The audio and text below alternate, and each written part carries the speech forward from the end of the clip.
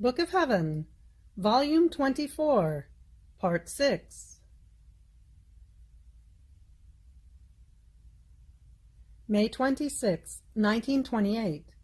God is order, and when he wants to give a good, he places the divine order in the midst of creatures. How our Lord, in forming the Our Father, placed himself at the head of the kingdom of the divine Fiat.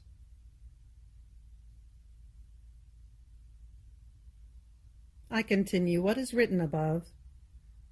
As I was concerned about all that regards the kingdom of the will of God, my always lovable Jesus added, "My daughter, God is order, and when he wants to give a good to creatures, he always places his divine order in it. And everything that is done in order to obtain a good so great begins from God, as he places himself at the head of it to take on the commitment, and then orders the creature for the same purpose. I did this in order to give myself the redemption, and so that creatures might receive it. And I am doing this myself to give the kingdom of the divine Fiat, and so that creatures may receive it. By forming myself, the Our Father, I placed myself at the head of it, and took on the commitment to give this kingdom. And by teaching it to my apostles, I placed in the creatures the order of how to be able to obtain a good so great. So, the whole church is praying. There is not one soul who belongs to her that does not recite the Our Father. And even though many recite it without interest in wanting and asking for a kingdom so holy, that the divine will be done on earth as it is in heaven, since the interest is in he who taught it, by their reciting it, my interest is renewed, and I hear my own prayer asking, "May your kingdom come, so that your will be done on earth as it is in heaven." However, if the creature, in reciting the Our Father, had this interest of wanting and longing for my kingdom, she would take part in my own interest, and her will would be fused in mine for the same purpose. But regardless of this, my will and interest always run in each Our Father. See, then, the divine order, all asking for one thing. Among these who ask, there are some who want to do my will, others who do it. All this is braided together, and they knock at the doors of my divine will. They repeat the knocking, and some knock strongly, some slowly. However, there is always someone who knocks and asks that the doors be opened, so that my will may descend to reign upon earth.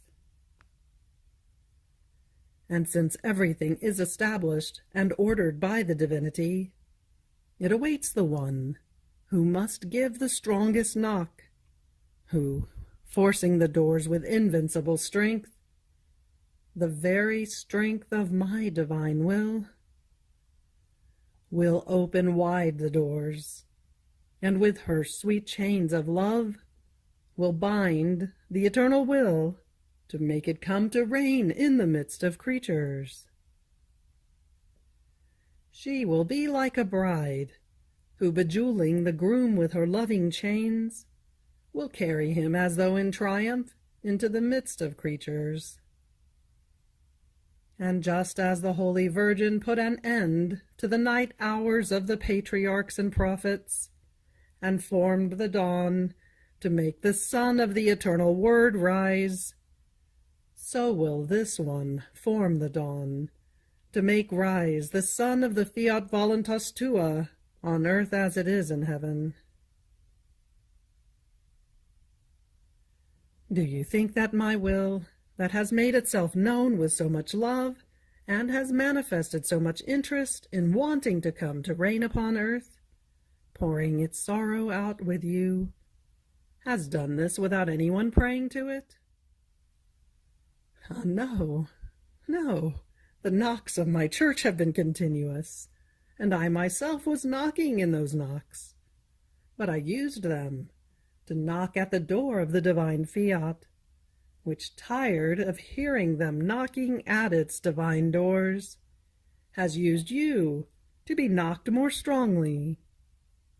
And opening the doors to you, it made you share in its knowledges. And for as many truths as it made known to you, so many means has it given you to form the loving chains, to let itself be bound to come to reign upon earth. And all the times it calls you to live in its divine volition, making known to you its qualities, its power, its joys, its immense riches, are as many pledges it gives you, with which it assures you of its coming upon earth. In fact, in us there is this prerogative. If we make known a good of ours, a truth, a knowledge that belongs to us, it is because we want to give it to the creature as gift. See then how many gifts my will has given you, how many of its knowledges it has made known to you. They are such and so many that you yourself cannot count them. And I, my beloved Jesus, who knows when this kingdom will come? And he, my daughter, in order for redemption to come, it took 4,000 years, because the people that prayed and longed for the future Redeemer was the smallest one, of limited number.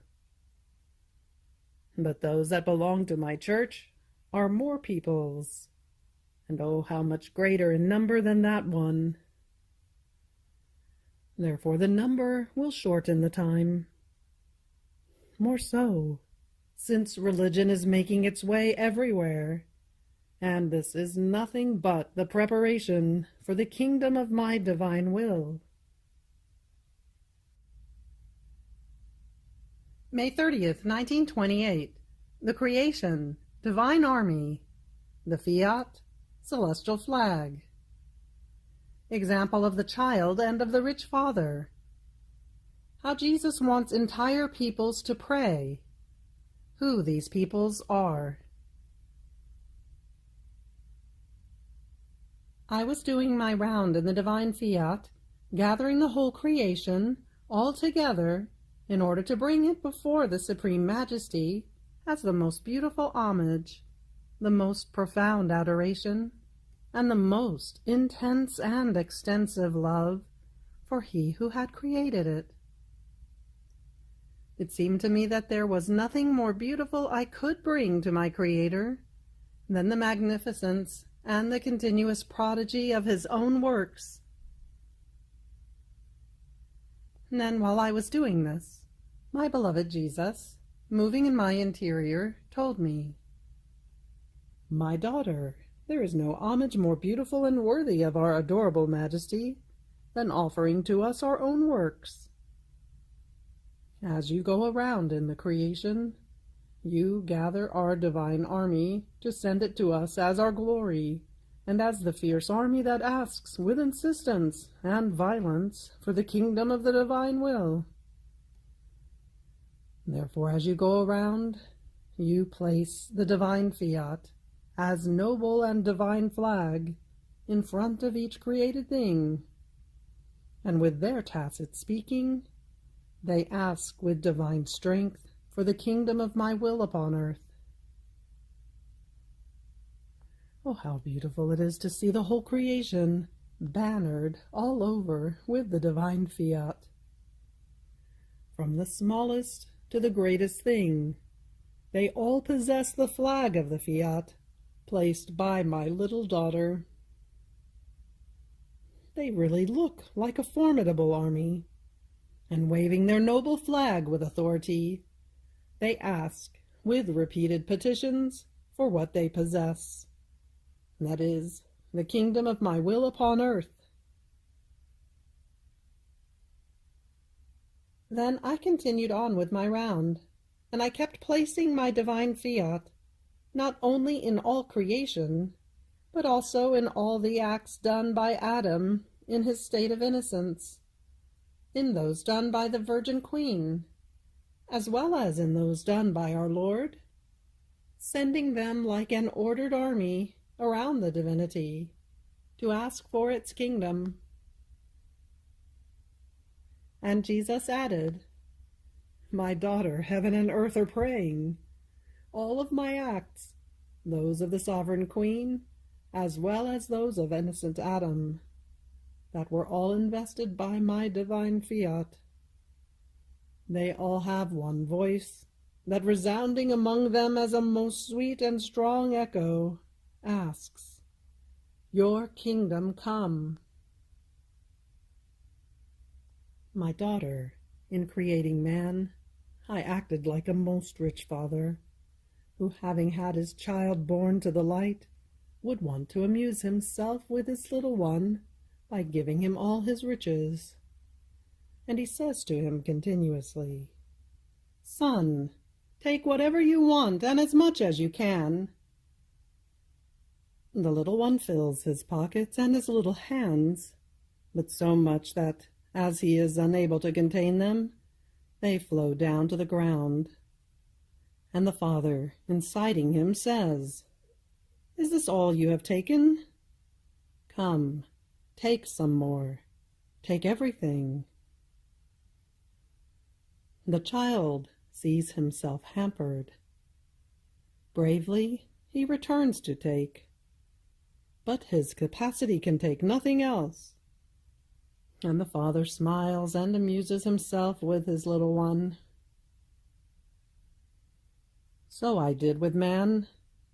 I gave him all my riches as gift, and he, like a little child, was incapable of taking them all. And playing with him, I would say to him, 'Take, my son, take much. Take everything if you can.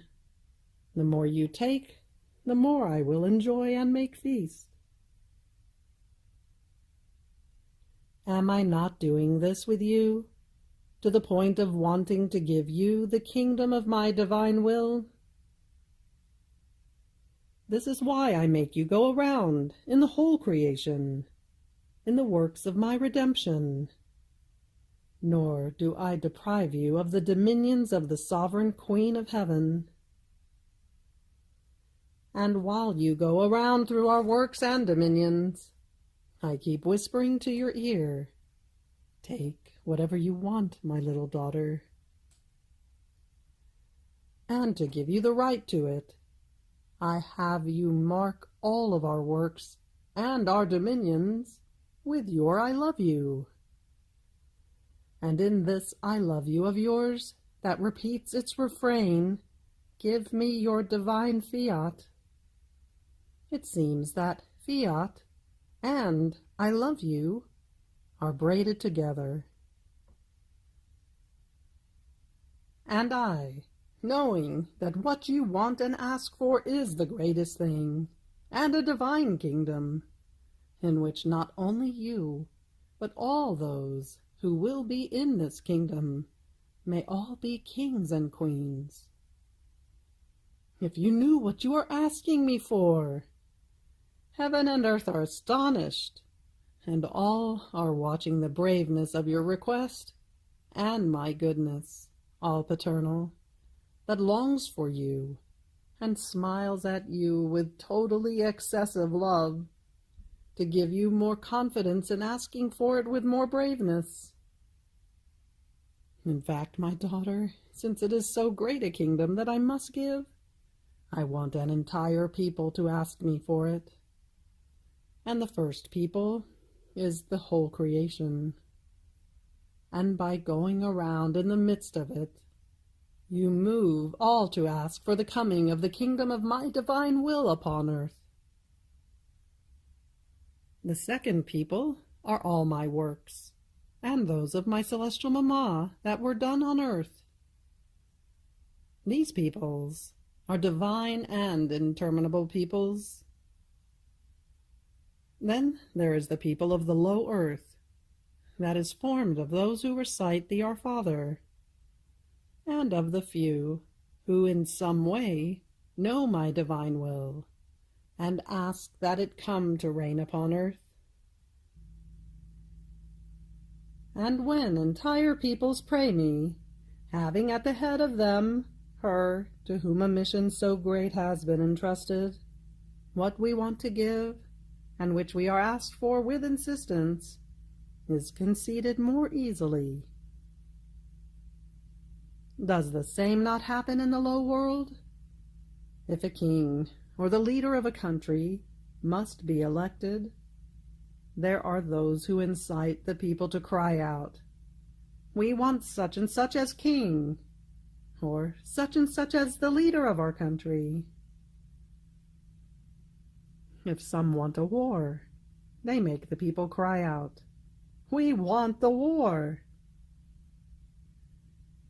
There is not one important thing that is done in a kingdom for which some do not resort to the people to make it cry out and even tumult, so as to give themselves a reason and say, "It is the people that wants it." And many times, while the people say it wants something, it does not know what it wants, nor the good or sad consequences that will come. If they do this in the low world, much more do I, when I must give important things, universal goods, want entire peoples to ask me for them. And you must form these peoples. First, by making all the knowledges about my divine fiat known. Second, by going around everywhere, moving heaven and earth to ask for the kingdom of my divine will.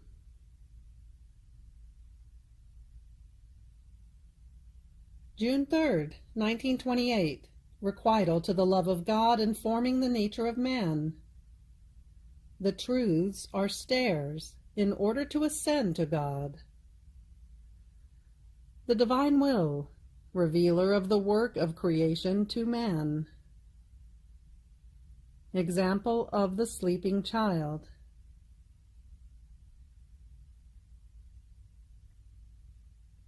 I continue my abandonment in the divine will, and while going around in it, my poor mind carried itself into Eden, in the act in which God was forming the nature of man before infusing the soul in him. And I was thinking of the great love with which the Supreme Creator formed the human body, and that before Adam existed, in forming his body, he loved him with the love of a father who loves his newborn, and that since the life of the soul of Adam did not yet exist, he did not requite him with his love. So the divine love remained isolated, without the company of the love of its creature. But it was not right that his love remain without the requital of the little love of the one whom he so much loved. So I thought to myself, the divine will is eternal, and whatever is done in it is always in act, nor does it ever lose the present act. Therefore in the fiat I want to anticipate the love of Adam and amuse my Creator with my love. In the act in which he formed the human body, I want to echo his love, to say to him, "In your will I have loved you always, even before all things existed." Then, while I was thinking of this and other things, my always lovable Jesus clasped me tightly in his arms, telling me, "My daughter, how happy I am that I manifested to you so many truths about my divine will. All of my truths that I have told you about it are stairs for you, in order to ascend in the acts of my eternal volition, to find our first act in act that has the virtue of being always present, and of giving us the joy and the happiness of the requital of your love. For us, in order to descend toward you, to look for the company of her for whom we operated and whom we loved so much. How sweet is the company of the loved one! It is full of unforgettable joys. And how equally bitter is isolation, and not enjoying the presence of the one who is so longed for, so loved, and for whom one operates. While we were forming the nature of man, before infusing life in him, we acted like a father or a mother when their child is sleeping. Taken by tenderness, by irresistible love, they long for, they kiss and press their sleeping child to their bosom. And the child, because he is sleeping, knows nothing about it. If you knew, my daughter, how many kisses, how many loving squeezes we gave to the human nature before giving it life. And it was in the ardor of our love that, breathing over him, we gave him life, giving him the soul and breath, heartbeat and warmth to his body. So the breathing you feel is our own.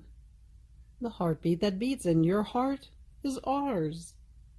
The warmth that you feel is the touch of our creative hands, that in touching you infused warmth in you. And as you breathe, we feel our breath breathing in you. As your heart palpitates, we feel our heartbeat of eternal life beating in you. And as you feel the warmth, it is our love that circulates in you and continues its creative and preserving work, warming you. You must know, my daughter, that our will is the revealer of the work of creation. It alone can reveal all the secrets of love hidden in creation. Adam did not know everything. How many stratagems and loving finesses we used in creating him, soul and body. We acted like a father who does not tell everything at once to his little child, but little by little, as the child keeps growing, he wants to give him surprises, telling him how much he loves him, how much he has done for him, how many loving finesses, hidden kisses, when the child, as a little one, was incapable of comprehending what the Father gave him and could give him. So the Father gives him now a surprise, now another, and this serves to maintain the life of love between Father and Son, and to increase their joy and happiness at each surprise. What would the sorrow of this father not be, who, while his child was sleeping, covered him with kisses, pressed him to his heart, and his loving tenderness was such and so great that he reached the point of wetting the face of the sleeping child with tender tears. If in waking up, the child does not smile at his father, does not throw his arms around his neck to kiss him, and if he looks at him, It is with coldness. What sorrow for this poor father! All the surprises he had prepared to manifest to his son, he closes in his heart with the sorrow of not being able to share his happiness, his purest joys, to the point of not being able to tell him how much he has loved him and loves him. So it was for us, my daughter.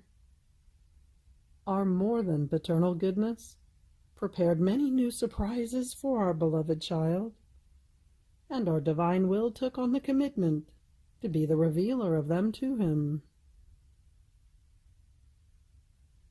As he withdrew from it, Adam lost the revealer, and this is why it is not known how much we loved him and all that we did for him in creating him. Therefore, we feel the irresistible love for our Fiat to come to reign on earth as it does in heaven, so that, after so many years of silence and of secrets, it may give vent to its flames, and return to act as the revealer of creation, because little is known of all that we did in creating man. How many surprises it has to say, how many joys and happinesses to communicate. Don't you yourself hear how many things it tells you, both on what regards my divine will, and on the surprising love of the whole creation, and in a special way, the creation of man? My will is the book of creation. Therefore, its reigning in the midst of creatures is necessary, in order to know how to read it, and to be able to read it. The human will keeps poor man as though asleep. He sleeps, and the sleep prevents him from feeling and seeing all the caresses and finesses of love that his celestial Father gives him, as well as the surprises he wants to make known to him. His sleep prevents him from receiving the joys, the happiness that his Creator wants to give him, and from comprehending the sublime state of his creation. Poor man, asleep to true good, and deaf to listening to my will, which is his revealer, his noble history, his origin, his marvelous height and beauty. And if he feels any vigil, it is either for sin, for his passions, or for things that do not have an eternal origin. He acts just like that sleeping child, who, if he wakes up, cries, makes fusses, and torments the poor father, who almost regrets having a child so restless.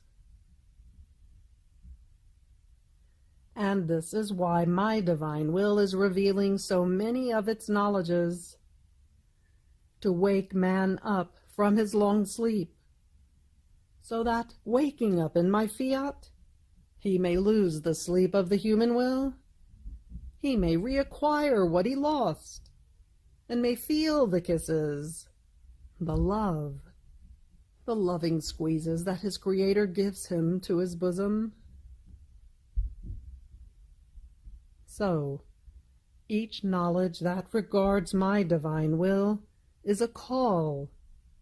It is a voice that I emit. It is a cry that I send, to wake man up from the sleep of the human will.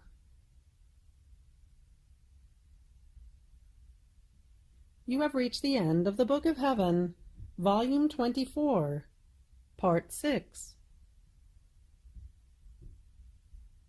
Fiat.